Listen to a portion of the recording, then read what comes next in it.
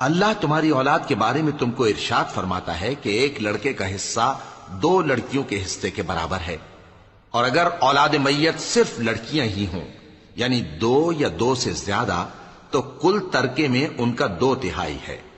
اور اگر صرف ایک لڑکی ہو تو اس کا نصف ہے، اور میت کے ماں باپ کا یعنی دونوں میں سے ہر ایک کا ترکے میں 6واں حصہ ہے، بشرطے کہ میت کی اولاد ہو، اور اگر اولاد نہ ہو اور صرف ماں باپ ہی اس کے وارث ہوں تو 1/3 ماں کا حصہ ہے، اور اگر میت کے بھائی بھی ہوں تو ماں کا 6واں حصہ ہوگا۔ اور یہ تقسیم ترکہ میت کی وصیت کی تعمیل کے بعد جو اس نے کی ہو یا قرض کے ادا ہونے کے بعد جو اس کے ذمے ہو عمل میں آئے گی۔ تم کو معلوم نہیں کہ تمہارے باپ دادوں اور بیٹوں اور پوتوں میں سے فائدے کے لحاظ سے کون تم سے زیادہ قریب ہے؟